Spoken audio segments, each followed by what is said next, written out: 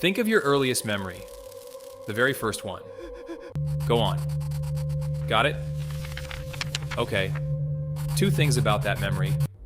One, it's probably not real. And two, everything before it is gone, completely, permanently. And we're talking about the most important years of your entire life. You learned to walk. You learned an entire language from scratch. Thousands of words, grammar, all of it. And nobody sat you down and taught you. You did that. You felt fear for the first time, joy for the first time, you met your parents for the first time, and you remember none of it. There's a name for this. Freud called it infantile amnesia back in 1899. Today, psychologists call it childhood amnesia. And after more than 100 years of studying it, they still argue about why it happens. But here's what we do know, and it's strange. Most adults can't remember anything before about age 3. Some get back to 2.5, very few earlier than that. Everything before 3 whole years of being alive, awake, learning, feeling is a blank wall. Now here's the part that messes people up. You were not unconscious, you were not a vegetable, you were fully there. 2-year-olds have memories, they absolutely do. Ask a 3-year-old what happened last summer and they'll tell you, in detail, with opinions. The memories were there, they formed, they worked fine, and then they got deleted. That's the thing nobody tells you. Childhood amnesia isn't a failure to record, it's a deletion. A researcher named Carole Peterson spent years on exactly this. She interviewed young children about their earliest memories, and then went back, years later, and asked the same kids again. The memories were gone. Kids who once described events from age 2 couldn't find them anymore. The wall had quietly moved up behind them. You didn't fail to save the file. Something erased it. So what erased it? Nobody's fully certain. But there's one explanation that keeps gaining evidence. And it's genuinely unsettling. Your baby brain was under construction. Aggressively. In those first years, your brain grows new neurons at a rate it will never hit again. Especially in the hippocampus, the part that files memories.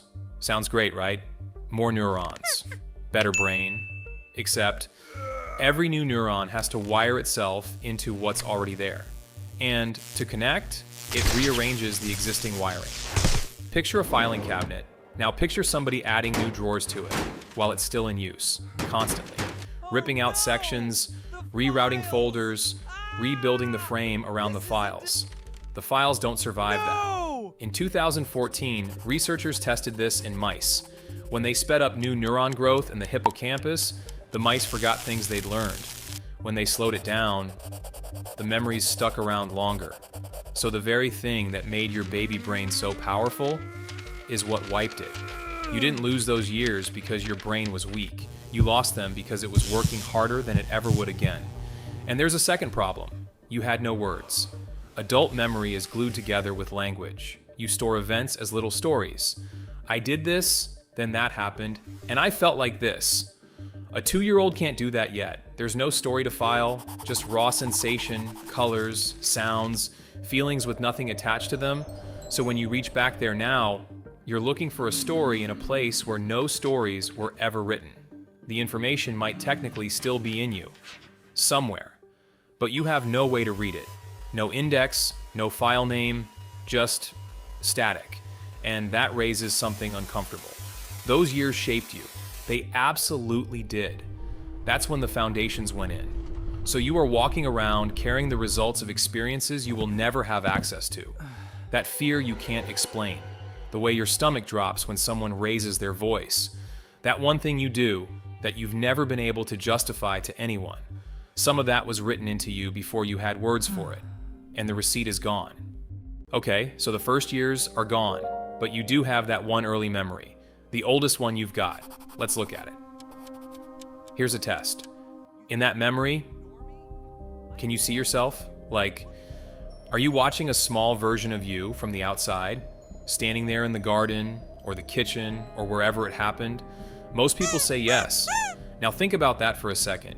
You were never outside your own body. You have never once seen yourself from 3 feet away. So that camera angle, your brain invented it, which means that memory isn't a recording, it's a reconstruction, something your mind built later, out of photos and stories and guesses. And this isn't some small effect. Psychologists have managed to plant entire childhood memories in adults, events that never happened at all. They tell someone a convincing story, repeat it a few times, and a chunk of people start remembering it in detail, with emotions, with colors. They're not lying. It feels exactly like a real memory, because to the brain, it is one. So, that photo on the wall at your parents' place, the one from when you were 2, do you remember the day, or do you remember the photo? Be honest, because your brain doesn't file those differently. It just stores image of me, small, at the beach, and lets you assume the rest. And family stories work the same way. You used to do this. You were terrified of that. You heard it 10 times. Now it's a memory. You didn't retrieve it. You built it out of secondhand parts. And here's where it quietly ruins everything, because it doesn't stop at childhood. Every single time you recall a memory, you don't play it back, you rebuild it, and then you save the new version over the old one, which means the memory you've revisited the most, the one you're most certain about, the one you'd swear on, is the one that's been rewritten the most times. So let's put it together, and it's heavier than it looks. Your first year's gone. Deleted by the same brain that was busy building itself. Your oldest memory, probably assembled out of photos and stories and gaps your mind filled in without asking. And every memory since then, quietly edited every time you touched it. Which leaves a strange situation. There was a person, a real one. They lived for about 3 years. They learned to stand up. They learned that fire is hot and that faces mean something. They had favorite things. They were terrified of something specific and delighted by something else, and they had no idea any of it would matter. That person was you, and there is nobody left who remembers being them. Your parents remember watching. That's not the same thing. They saw the outside. They have no idea what it was like in there. The only witness was you, and your brain deleted the file. Think about what that means for a second. The most formative years of your life happen to someone you'll never meet, someone who shaped everything you are, how safe the world feels, how you react when someone leaves the room, what makes your chest tighten for no reason. They wrote the code, and then they were erased. And here's the part I keep coming back to. Right now, this moment, this is also going to happen to today. Not all at once, slowly. You'll recall this week a few times, then less, then it becomes a summary of itself, a rough shape, a feeling. Most of your life is not stored anywhere. It just happened, and then it was gone.